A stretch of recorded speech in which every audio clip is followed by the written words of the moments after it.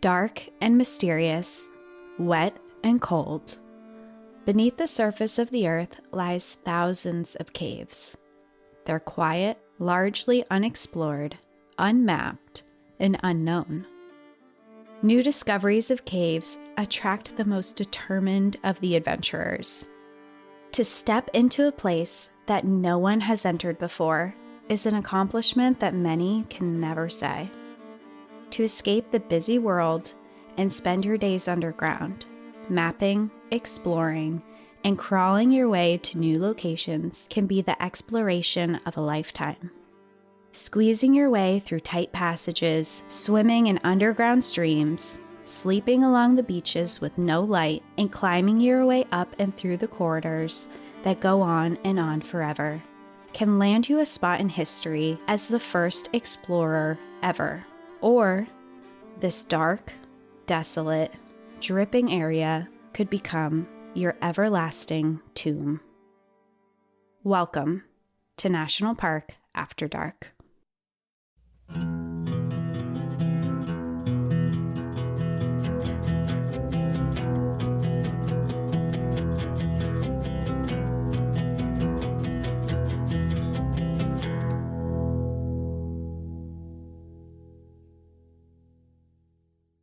I never thought I'd see the day What day? that you were going to do another cave story. I know. It gives me anxiety, and I feel like a lot of people right away are going to be like, is this the Nutty Putty Cave? Because a lot of people have asked us about the Nutty Putty Cave that happened in Utah, and the answer is no. This is not the Nutty Putty Cave story because we already covered the Nutty Putty Cave story on our Patreon, and it's a really interesting story. It happened in Utah of a man who went down into the Nutty Putty Caves and got stuck. If you are interested in hearing that episode, you can listen to it on our Patreon, but this is not it. And we did that a long time ago, and you have a problem with caves. So I applaud you for doing one. I have no idea where this is or what's going on, but I'm proud of you. Conquering a fear. Yeah, I have a big problem with caves. Me and caves are not, no. Danielle saw it firsthand. Danielle saw it firsthand. Okay. Me in a cave. And the thing is, it's like, it wasn't even that bad. Right. Not once did we have to crawl. Not once did we have to like shimmy through anything. It was Jewel Cave. Yeah. I mean, we were on the stairs a lot. And I mean, there were spots where I had to like duck down, and it was a national park ranger who was right? Yeah, because it was a National Historic Site. Yeah, it was a National Park Ranger who led us through the cave. And she did make it a very enjoyable experience. And she knew a lot about it. And she warned us about the difficult parts. But I'm claustrophobic. And at one point, she turned all the lights off. And it is the darkest I've ever been in anywhere. It's like your eyes don't adjust to this darkness. And at that moment, my heart was just like, like, I can't do this. Get me out, get me out, get me out. When we were in that huge room. Yeah. Okay. Yeah, I remember that. Quickly, before we start our story, I had a couple shout outs that I just wanted to give. And first was to two of our listeners, Joanna and Brannon. They're getting married this week. So congratulations. Brannon wanted me to let you know, Joanna, that he is so excited to continue all of your trips, and that places like Anza Borrego and Modjeska Canyon have meant the world to him. And he can't wait to spend the rest of your lives exploring together. We're so excited for you both. Congratulations. Happy wedding day. Hope you have a wonderful, wonderful day, wonderful years to come. Wishing you both the best. The second shout out I wanted to give is to my amazing aunt who just launched a website called esotericbodyexploration.com, where she and one of her close friends are going to be leading guided deep meditations and relaxations and a lot of really cool stuff. She's always been my artsy, fun yoga aunt, and she has some really cool stuff that she's going to be streaming. She's going to be putting up experiences that start March 19th and streams until the 28th. I'll add the link into our show notes.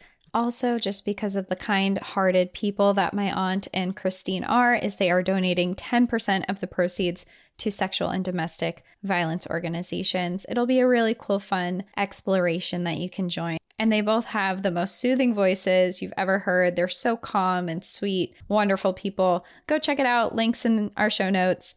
But yeah, let's start our story. Well, where are we today? We are heading to the UK. We are going to Yorkshire Dales National Park, which is located in England. Lovely. Mm-hmm. Lovely. Absolutely lovely. Well, before we do that, bringing it back to the US just real quick, to Arkansas of all places, we are coming in hot. With our new event that's going on with Moment House, it's coming up quick. We're going to Arkansas. Everyone's like, why in the world are you going to Arkansas? And it's because Arkansas is a hidden gem and you should all know about it. We're going to the Crescent Hotel. We're going to tell some really wild stories, some crazy hospital stories, because this hotel used to be a hospital. Very questionable things going on here. A lot of history, a lot of ghost stories. A lot of body parts being found. Mm-hmm. A morgue. We're going to go underground, not during the event, but just planning like things to do while we're there. Of course, looking into tours and seeing the area that we're staying in. And there's an underground tour of Eureka Springs, so I'm dragging Cassie back underground. It's just going to be a all-around great time. You're just prepping me for the underground. You're like, you're going to like this. We're going to do it so much that you don't care about it anymore and you enjoy it. Yeah.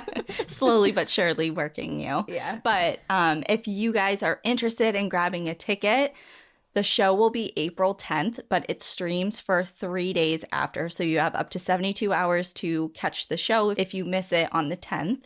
Tickets are on momenthouse.com/NPAD and on all our socials, Twitter, Instagram, Facebook, on our website. Come join us. There's options for meet and greets and for an after party where we're going to do a question and answer section, and it's going to be a lot of fun. Yeah, we're going to answer all your questions, anything you have, podcast related, personal, hiking gear, whatever questions you have, we're ready to answer them, and we're really, really excited. So we'll see you then. But in the meantime, watch your... No, just kidding. We're going to start the episode. And that's it. Goodbye. And that's it. The episode's done. Goodbye. No, so we will go into our episode. We're heading to the UK. We have noticed that we have been getting a bigger and bigger following in the UK. So this episode is for all of you. I tried to add in kilometers instead of just We have really been trying, and we've gotten several messages about it. Very nice ones, like, hey, include I have no idea what you're talking about. And honestly, it really was never a thought that we had that we would ever have to do this, because we thought maybe 10 people would be listening to this and they were all going to be local to us in America. But that ship has sailed. That ship has long sailed, and we're very excited, but bear with us. We're trying, because we also have no idea what we're talking about when we say kilometers. So we're all lost. But we are going to Yorkshire Dales National Park. It's located in the UK, and it is north of Manchester, England, in North Yorkshire. It's a park that covers 2,178 square kilometers, which is 841 square miles. But to be honest, I don't really know what square miles looks like either, or square kilometers. So put it in reference of like something that we can, like something we know. It's really big, but not that big. Entirely unhelpful, but okay. It was established as a national park in the year 1954. But an exciting fact about this national park is it was also established as an international dark sky reserve in 2020, so super recently. It earned this title because this has some of the darkest skies in the entire country. Oh, nice. Anytime we say dark sky, it reminds me of Great Sand Dunes. Yeah, me too, actually, now that you say that. You can see the Milky Way. Everything's beautiful at night, and that's true for here too. There are these huge, large masses of land within this national park that is free of any night pollution at all from other cities, towns, anything like that. And so this is a great place to go see the Milky Way, to see other planets in the sky, shooting stars. And you can also, during certain times of the year, you can see the northern lights here. Oh, okay. I feel like I have to look up where this is, because I really am having a difficult time envisioning it. Just find Manchester, England on a map and then go a little north. But it is like, if you are a nighttime photographer and you're in England, this is probably the place to go, because it does have these beautiful night skies. It's a beautiful park. It became really popular to go see the night sky, but it also has hiking activities, cycling, caving. There's also a really exciting way to see the park is that there's a train that will take you through these long, lush, rolling green hills of this park. And it's really cool. I saw one photo, and I'm sure it's like one of the town photos or whatever, but the train, it's not just a train track. It is in some spots, but this one part of the area, it's like these huge stone, like looks like this huge stone monument that goes over a valley, and that's what the train drives over. Like it looks like something straight out of Harry Potter. Maybe Harry Potter was here, but you know, like it's beautiful, and it's like what you think of England as being like the old stone area. And this park is just full of lots of interesting and beautiful sights. It has a castle that dates all the way back to the 1300s, which are dates we never mention when we talk about the US because it didn't exist. But yeah, when I did Edinburgh for Holyrood Royal Park, there's remnants of a castle there from like that time period. And yeah, same. So long ago. Being from New England, we feel like we have claim to like the oldest stuff, but it's like pitiful. But we're going to the OG England, and they got times way back, and it's filled with, this park in particular, it's filled with old villages that still have things going on in them. There's beautiful waterfalls throughout this whole park. And while the above ground is really beautiful, underneath the surface is just as interesting. The park is filled with underground caving systems, one of which is Gaping Gill, and it's one of the most unmistakable features of the area. It's a 98 meter, which is 322 feet deep pothole that has a stream flowing into it. So you can stand like above it and look down. And at one point, this was the deepest known pothole in all of Britain. Below this pothole, if you get to the bottom of it, it extends into some caves. Very cool. I'm imagining a cenote, kind of. I know there's not water in it, filling it, but, you know, just like all of a sudden this gaping, huge indentation into the earth, and you look down and it just goes on and on. Yeah. I mean, kind of a little bit. It's like rocky, and there's the outside above is like really green and lush, and then it's rocky, and there's a stream that trickles into it, and it's wet, and it's very interesting, and it's a big thing that people go to visit when they go there. And the cave system in this national park is very well known. It attracts cavers from all over. And one of the cave systems, the biggest cave system that we're going to talk about today, is the Mossdale Caverns.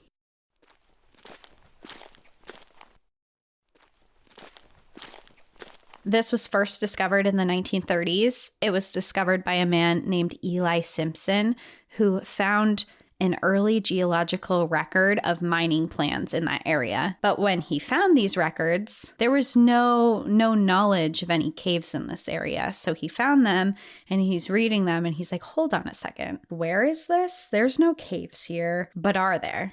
So he became extremely interested in it, and he started searching this area. He would drive up. He, at the time, was one of the few people who had a car, and he would drive up to this area, and he would just walk around searching for any type of entrance to a cave. He would go back. He would do research. He would dive deep into other geological records that he could find to try and find any hint of where this caving system could be. And within all this research, it led him to believe that not only there was a cave system here, but there was the most extensive cave system and possibly deepest cave in all of Britain. He ended up recruiting a man by the name of Bob Leakey to help his search. They began searching in old mine shafts that were outside of the area that it was believed to be in, but thought maybe they would extend further into this cave system that he thought. So they were exploring those areas, and they were looking for a long time, and their efforts heeded no results, and it wasn't looking promising for his discovery at all. That was until they started focusing their attention on a large stream that disappeared at the base of Mossdale Scar. Mossdale Scar is a limestone rock cliff in the valley of Mossdale that is within the park. It was in 1941 that he noticed there was a large area of fallen rock above the stream. And this was during the war, so there weren't a lot of able-bodied men that could come help move all these rocks that had fallen. So he actually asked some of his women co-workers to come out there and help him start digging around this rock area because he thought maybe this is a cave entrance. It was on May 31st, 1941, when his suspicions of this cave proved to be correct, and they found an entire entrance beneath the rubble of the rocks. In just a few months, Bob Leakey, Eli, and his co-workers explored almost 4 miles of the caving system here. Because there was a large stream flowing through this area, much of this exploring included swimming, holding their breath underwater for certain periods of time, and it was a little dangerous. You know, like when I think of caving, I think of walking through the caves, and these people are physically swimming in areas underground. That's nuts, especially in what is this, the 40s? Yeah. They don't have the equipment we have today, and it's still exceptionally dangerous even today. Mm-hmm. So I can't even imagine. The feeling I get from that description is like, they're like, oh, well, we're just going to send it.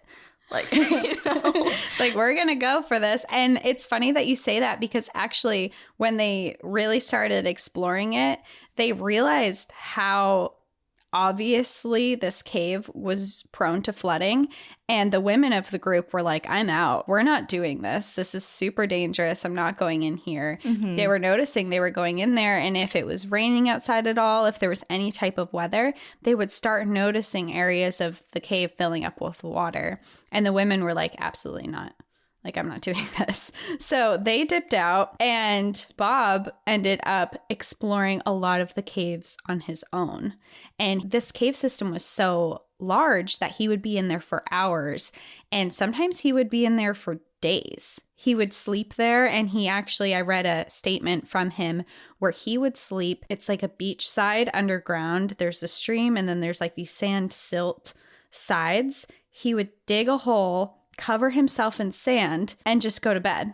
It was like a blanket. And he's like, it was actually really comfortable. Okay, maybe, but he just didn't care about like flooding or getting himself in a situation where he couldn't get out. He did it where he was monitoring the weather very well, because it would flood if there was bad weather outside. You know, if there's a lot of rain coming in, anything like that. So he would monitor the weather, go in for days at a time, and just explore this cave. That's wild.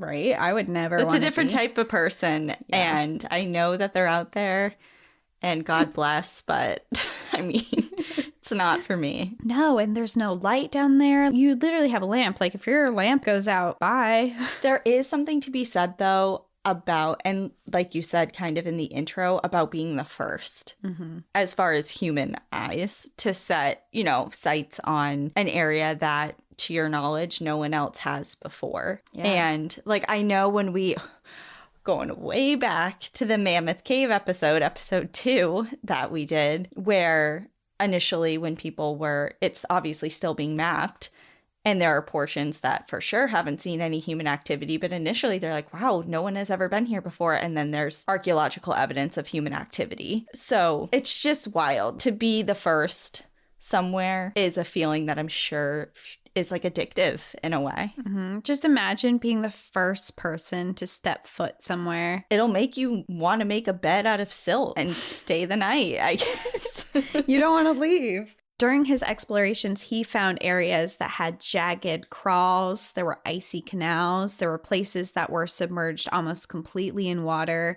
In some of his explorations, he was neck deep in water. Sometimes before he would get to the cave, the entire entrance was underwater. So to explore this cave, it was very obvious from the get-go, and he was in very good shape. But if you wanted to be in this cave, you had to have extreme physical strength and the ability to endure very cold water and to swim. He ended up exploring over 6 miles of caves. When he explored the farthest end of the cave he could reach, he found that the trip back to the entrance took between 8 and 10 hours. With the difficulty of navigating and the extreme risk of flooding, the caves were deemed extremely dangerous. The Mossdale Cavern passages were named things like the Swim, Confusion Cavern, Rough Crawl, knee wrecker, mud tunnel, sand passage, far marathon, and mini cow. Mini cow? Mini cow.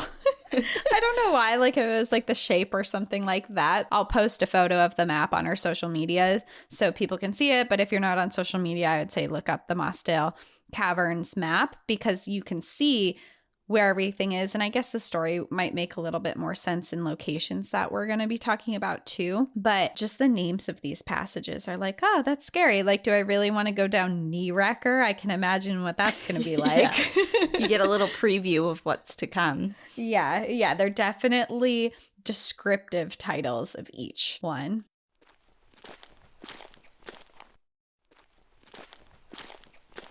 For the caverns, the neighboring cave systems are believed that they're actually linked to Mossdale caving systems, but it's never been discovered. And because of this, it's believed that the Mossdale Caverns have a lot more to be explored, and this became an extremely exciting adventure for cavers. Mm-hmm. People started getting drawn to this area because, like we said, you're the first explorer, you're the first person to step foot here, you're the first person to map it out if you can get down here. People really started heading over to the area, and caving clubs around the area began heavily theorizing that there were spots of the caverns that wouldn't flood and it was safer to be in, so they wanted to map it out a lot better. Previously, the cave had been unmapped besides the drawings that Bob Leakey had done. And they were just hand-drawn from memory, no scale, anything like that. And they wanted to really map it out. And there were actually universities in the area that had caving clubs where it was a thing where people would come into this national park and they would explore the caving systems. And Mossdale was like a huge attraction to these people. They wanted to know it more. They wanted to explore it more. They wanted to get down there. On June 25th, 1967, a group of 10 people headed to the caves. 2 of these people included Dave Adamson, who was 26 years old, and Jeff Burrow, who was 24. They were both part of caving clubs from Leeds University and had visited this cave system before. The other 8 members of the group were also from caving clubs, but had never adventured into the caves prior. Colin Vickers, who was 23, and Bill Franks, who was just 19, were also accompanying them, and they were both very accomplished cavers. There were other members who joined that were around 21 years old. There was John Ogden, Jim Cunningham, and John Shepard. Along with the journey was also Dave Adamson's fiance, and her name was Morag Forbes. She was 22 years old at the time, and her and Dave frequently adventured together and were planning to be married that July. Her friend Colette Lord, who was 19, also joined with them as well. So there were 2 women and there were 8 men who headed into the caves. Dave and Jeff's goal when entering the caves was to reach the Mini Cow Passage. This is a passage at the far end of the caving system that they believed was connected to other passageways into other caving systems. Their mission to go down there was to use explosives to blast the blocked Mini Cow Passage with the help of their friends to carry some of the gear. Their whole plan was to get through, it's about a 10-hour climb and crawl and swim to get to Mini Cow, but they wanted to get there, set off some explosives, and try and find some other caving systems. Is that normal, do you know, to do? To blow up stuff underground? For the sake of, like, finding other... I don't know. Like, for some reason, I just thought that... What's the correct term? Spelunking? When you're spelunking? Yeah. And you're exploring, like, if it just ends, it ends. Yeah. You don't just like blast it the hell open and they're like, oh, I guess it goes on. It's like, well, yeah, no shit. I feel like England has a lot of things that they're like, you do what you want. Like, I don't know. I mean, maybe it is normal and I have no idea. I've just never heard of that. Yeah. And that's an interesting thing because when I read it, I was like, maybe they had some special permission because they were part of a club and a university. I don't know. Also, another fun fact, since you said spelunking, in England, they were called potholers. Oh, potholers. Which kind of made me laugh because I just think, a bunch of potheads. It's like, a bunch of potholers. Well, just imagine someone going into Mammoth Cave. It's like, we found you 5 more miles. We blew it up, but we got 5 more miles in. Like, I just feel like that's not a thing. I don't know. whatever. I'm sure someone will tell us, but I think it's just very odd. Yeah. And I just think of the safety of it too. Well, yeah. It's like so much could go wrong. I don't know their credentials for this, like if they were explosive experts or whatever, but there are caves that you don't really know, and then you're going to light off an explosive while you're under there. But I mean, miners did that kind of stuff too. So, I mean, it's not impossible. I guess I just don't really know that much about it to speculate, I guess, on what is the proper way to blow up underground. But these people were out on a mission to do this. And it was that same drive, you know, that we were talking about at the beginning. It's like to explore, to see new things, to discover new things, to be the first, you know, it's just like this drive. Very, very adventurous people heading down here. And when they arrived that morning, the weather was great. You know, the sun was shining. There were a couple clouds in the sky, but the weather was great. The afternoon weather did, however, reveal that there were possible rain showers and possible thunderstorms that were going to happen way later in the evening. Jim and John spoke privately about their concerns about the weather, and they both decided together that they really didn't want to go, but they didn't know how to voice that concern. They didn't think that the others would agree or understand why they wouldn't want to venture in when the bad weather was hours and hours away. It might seem like they just didn't want to be part of this mission. They just didn't know how to bring it up. It wasn't until the two women in the group, Morag and Colette, stated that they weren't comfortable. They had been doing caving adventures before, but they were really small, and this was a really long journey for them. And they wanted to just hang out in the caves, explore some of the entrance passageways where they didn't have to go super far out. So when they mentioned this, the two men, Jim and John, volunteered to stay behind with them. They're like, you know, they're not super experienced. We can hang out, make sure they don't get lost, and take care of them, as long as Dave and Jeff didn't need them for what they were trying to do. And Dave and Jeff collectively agreed, like, no, you can stay with them. We have plenty of people to carry the gear. We can get out there, make sure that they're okay and whatever. So they decided to stay behind. The two parties divided at the cave entrance. Dave and Jeff went off in their group to head further down. And then the four others, Jim, John, and the two women, went off onto their little passageways that were closer, safer, wider, easier to navigate. And that group explored for a long time. They had gotten there in the morning, and it wasn't until 5 p.m. that the four of them finally emerged out of the entrance. When they saw daylight for the first time in hours, it was now drizzling outside, but there was no storm that had rolled in. There was a very small amount of water. Nothing was significant. The entrance was clear. Everything was fine.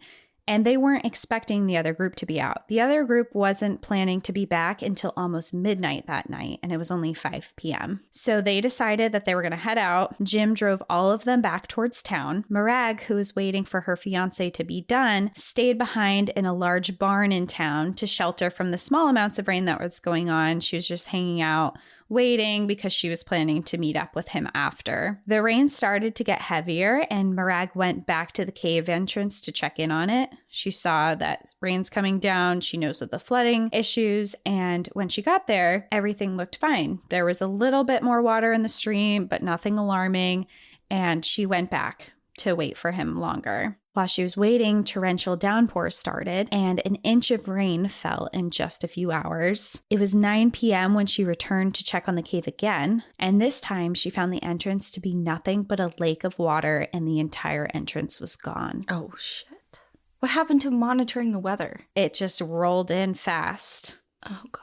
I feel like this is a common theme for a lot of our episodes. It's just the weather. You know, weather can change so fast, and things can happen. I mean, an inch in just like 2 hours, that's so much rain to happen. So it was pouring, thundering, a huge storm rolled in. And when she saw what the entrance looked like now that she had been in and through earlier that day, she panicked. She was horrified. She actually ran 2 miles to the closest farm to grab a telephone, and she called the police immediately.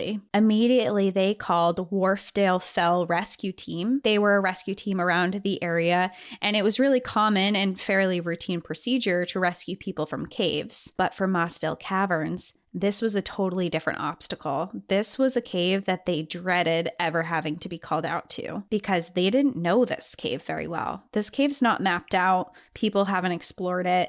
They really don't know enough about this cave to go in and start a rescue mission because they don't know How? The only people that would be fit for this rescue would be cavers themselves who are in the town. So they start calling all these different caving clubs, telling them of this dire situation and that they need to get people out immediately. And they even start calling the pubs that are around the area that were popular pubs for cavers to hang out at. And we're like, tell everyone that this is going on. We need everyone to get up to this cave now. This is an emergency. One pub that they called was named Martin Arms, and it was near Ingleton, which was the town that the four of them had driven to prior that day. And it happened to be the same pub that Jim and John had decided to stop for a beer at. They had been indoors and were completely oblivious to the storm that was happening outside. And at the news, they quickly grabbed all of their gear, which was still wet from their own explorations, and they headed out as fast as they could back to the entrance of the cave.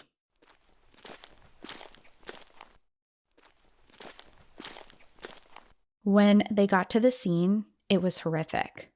The entire entrance was underwater, and in front of it was a small lake. It was 11 p.m. with torrential downpours, and the rescuers had no idea where to even start.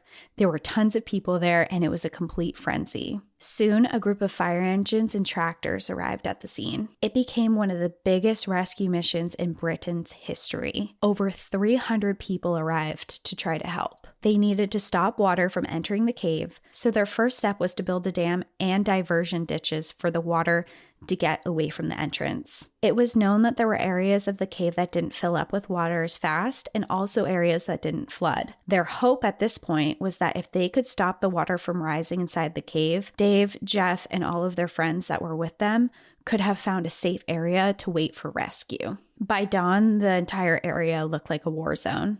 There were hundreds of people, many who were using their bare hands to dig ditches and to add onto a dam. By morning, they had built a diversion ditch that was 6 feet wide, 10 feet deep, and 10 yards long. Wow. That's putting in a lot of work. A lot of effort. And that's not all. They also built a dam. The dam was 10 feet tall, 15 feet thick, and 70 yards long. They really went after it. Whoa. Yeah. They worked through the whole night. I mean, it needed to be done. There was motivation, and a lot of these people here are cavers, too. So they know how much is at risk. They're rescuing their own. Mm-hmm. You know, these are their people. And they pretty much put together the impossible. I mean, it's only been a few hours, and they built this. But one of the issues that they ran into was that the dam that they built wasn't very stable. And they ended up bringing in 10,000 sandbags to help keep the dam in place. Among the people that were helping to build this was Jim Eyre. He was 41 years old and a highly respected caver in Britain. Dave had actually asked him a week prior to join him to the mission to explore the cave, but Jim had declined. He had explored hundreds of caves before, but Mossdale was one that he never wanted to adventure into. He saw this cave as a killer. It was too dangerous, and he never understood why people even dared to enter it.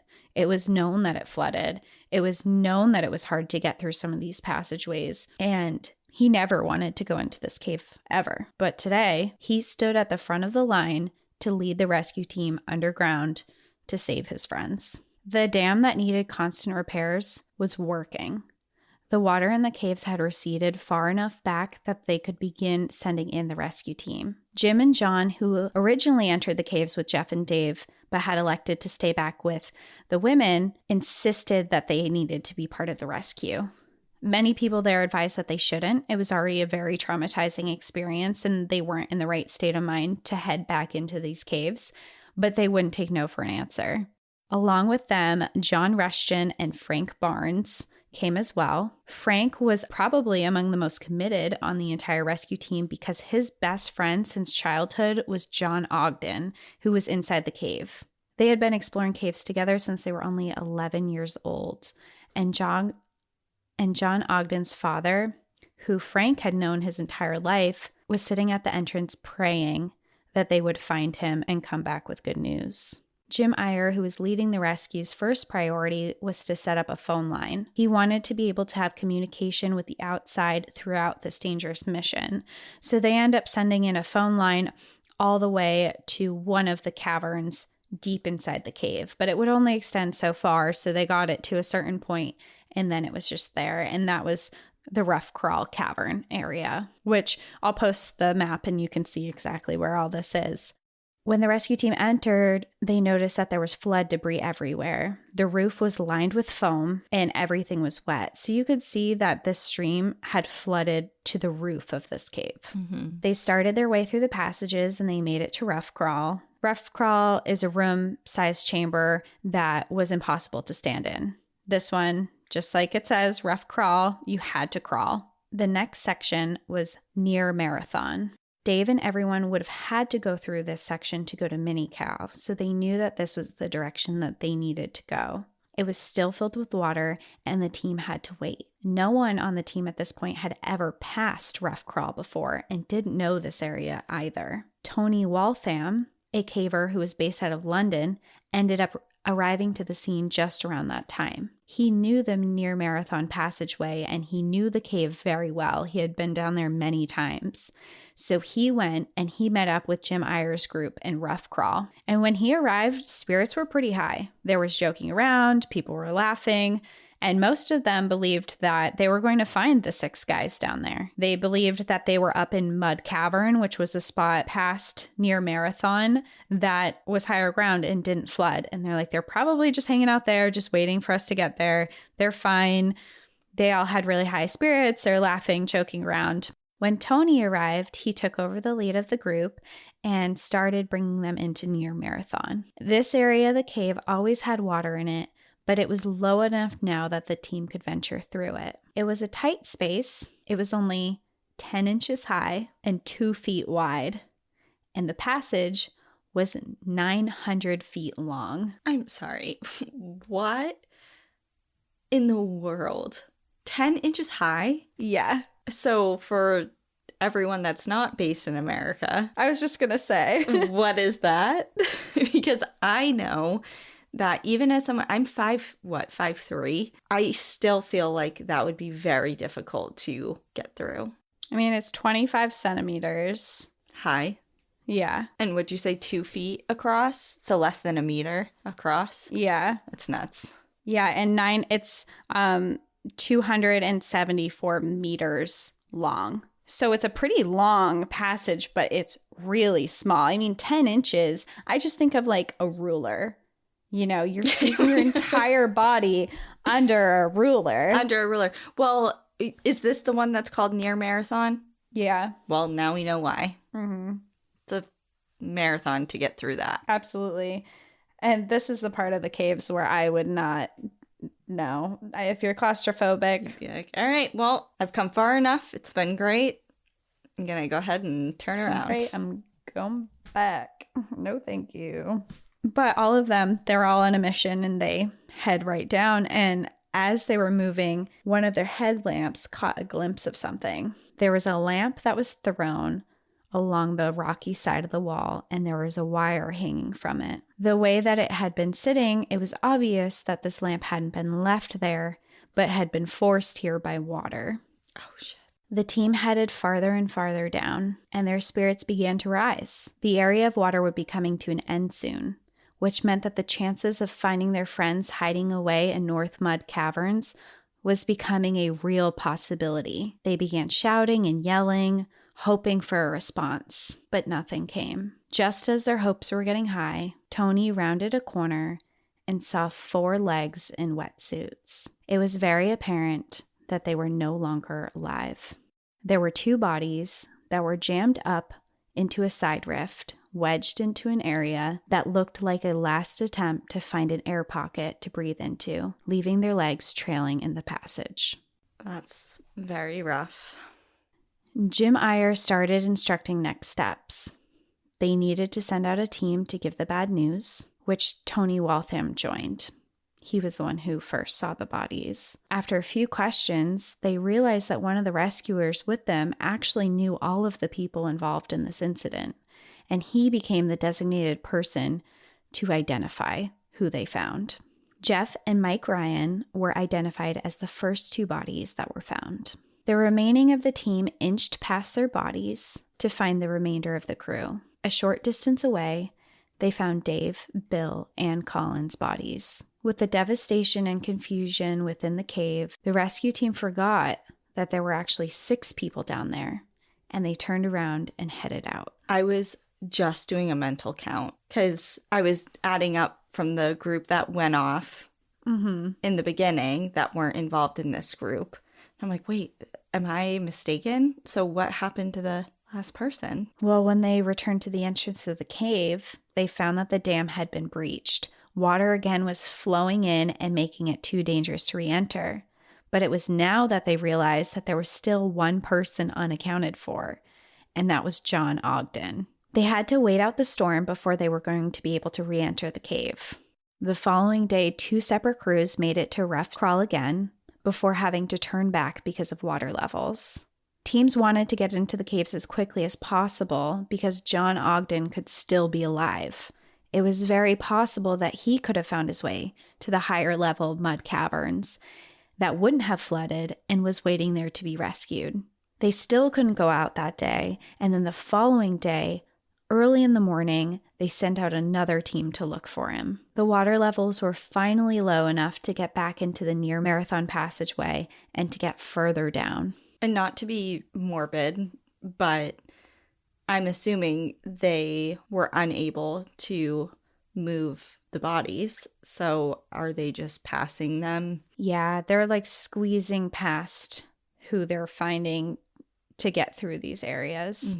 And when they get down to near Marathon again, almost immediately, right past where the original bodies were found, they saw another pair of feet. It was covered in flood debris and sand and almost unseeable, but it was John's body. And they had originally not seen it because of all of the debris that was on top of him. Oh, okay. The team returned back to give the horrible news that John had perished under the conditions, and soon a debate ensued about retrieving all of the bodies because they wanted to offer their families a proper burial service. After a long discussion, it was decided that it was just too dangerous and it would be too difficult of a task and that their bodies would have to remain there. The coroner then ordered the caves to be closed permanently and to forever be respected as a grave. This was an extremely sad and difficult situation for friends and family, but it was also an extremely disheartening situation for all of the cavers who dreamed of exploring the remainder of this unexplored cave. The Mossdales were like gold to a lot of people, so that was a really devastating hit to them to lose their friends and to also lose the opportunity to ever go down there.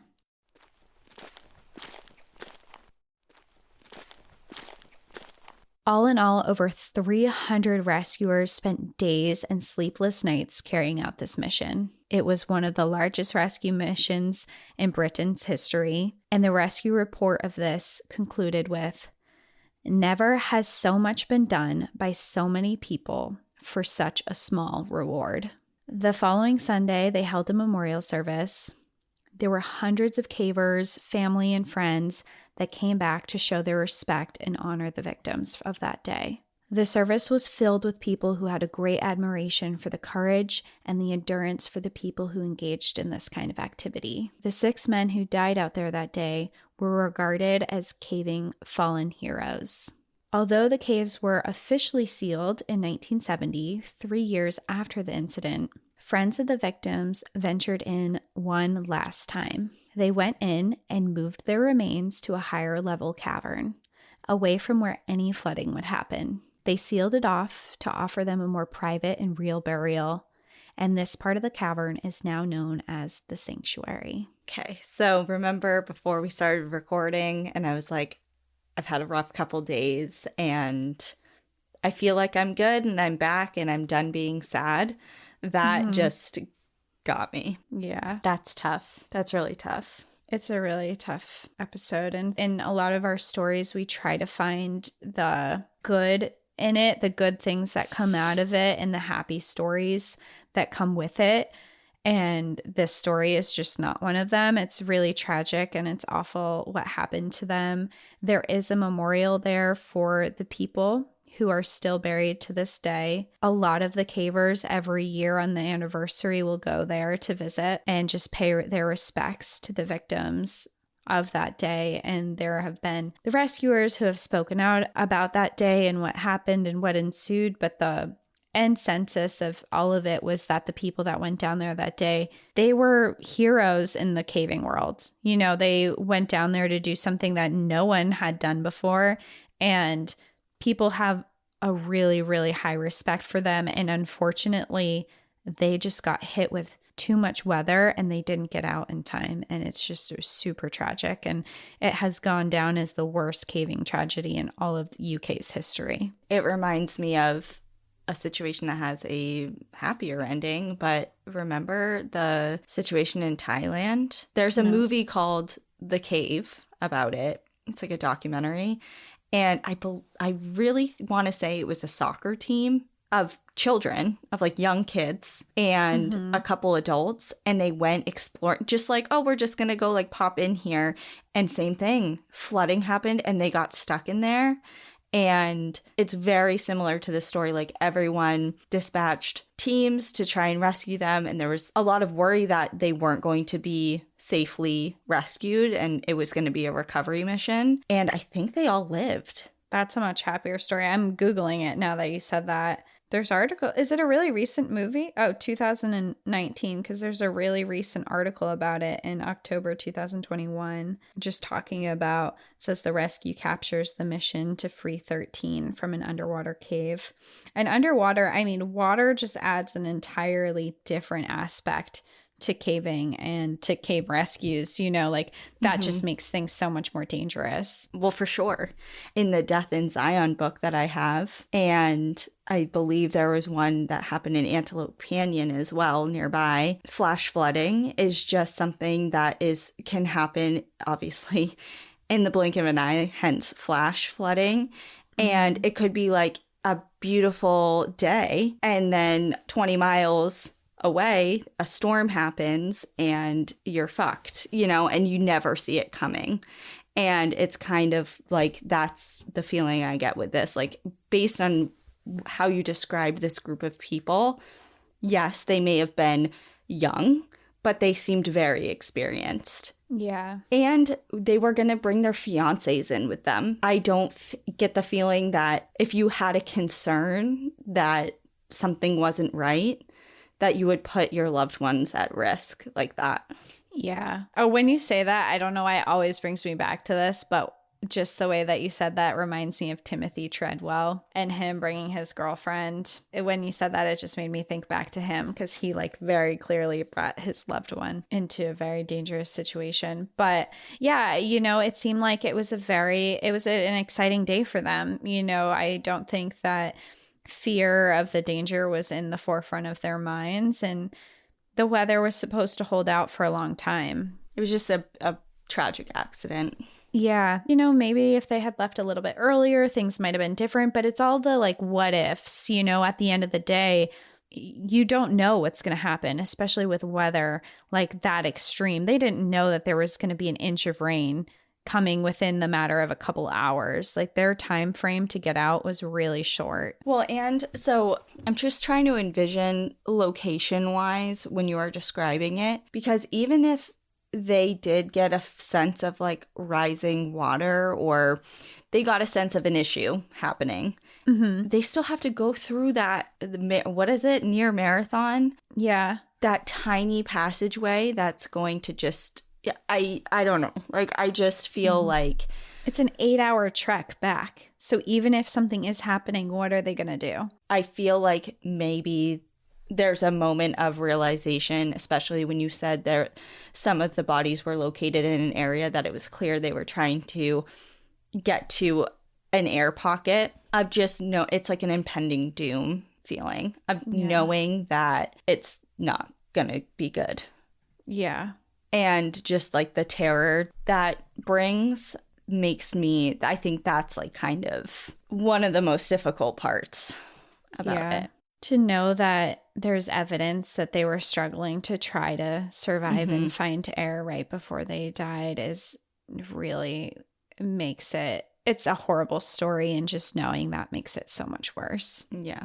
Well, as far as, you know, what their families did for them, putting them to rest in the best way that they could. And to section off an area and name it the sanctuary for them that's like, I keep saying that's what got me out of the story. In general, I mean, I feel like we talk about a lot of shitty things, but like you said, there's usually like a silver lining to it in a way. And this one just like doesn't have it. And I'm trying to grasp for like anything, you know? But yeah, wow, that was a really tough one. Yeah, it's a hard episode. And the capes are still shut down today. There are rumors and speculations that some of the clubs still go into them and have found ways into the Mossdale Caverns to still explore and venture around or whatever. So maybe they're still slightly in use, but they are closed off. The park itself, I guess the only silver lining of this story, which isn't really silver lining to the story, is that Yorkshire Dale National Park is beautiful. I would definitely recommend looking it up if you are in the area or planning to go to the area. It's the rolling green, lush hills with beautiful stone towns inside them that are just like, there's so much history there, and it's just so old, and there's these waterfalls, there's this huge castle there. It's just a really cool spot. And if you are into night photography, I would say that this would be a really cool spot to visit as well. So just to switch it into like the underlying tone of what we like our podcast to be, is we want to inspire adventure and travel. It's like, and we're on the upswing.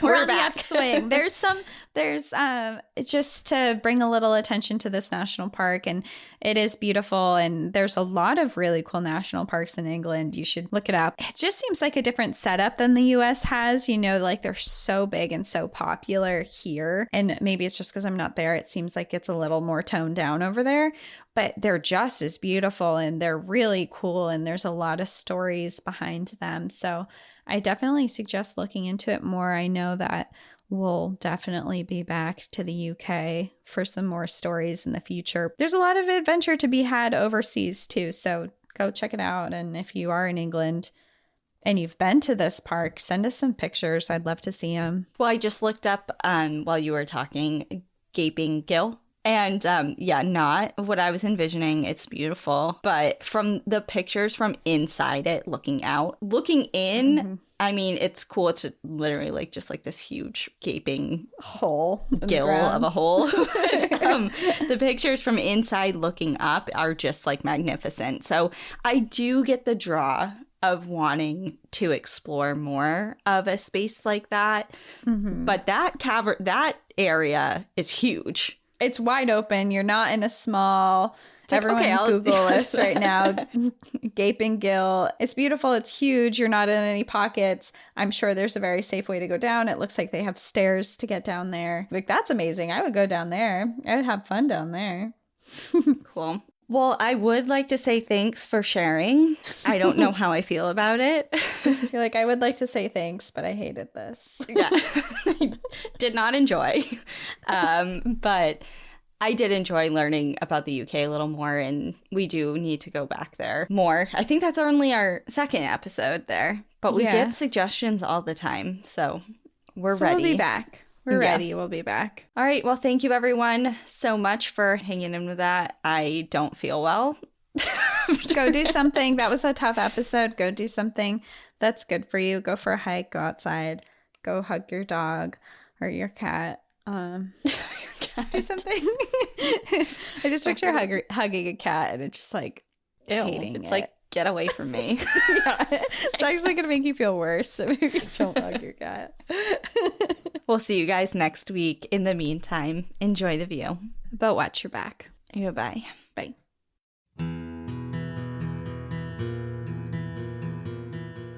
Thank you for joining us again this week. If you have a trail tale you'd like to share, send us an email at npadstories@gmail.com. Follow us on Instagram and Facebook at National Park After Dark, and on Twitter at NPAD Podcast. Become an outsider by joining our Patreon, where you'll gain access to monthly bonus stories and exclusive content. And remember, when you support our partners, you're supporting our show. To access our special discount codes along with source information from today's episode, check out the show notes. For information on the show, to shop our merch store, sign up for our newsletter, and more, visit npadpodcast.com. And if you're enjoying the show, please rate, review, and subscribe wherever you listen to podcasts.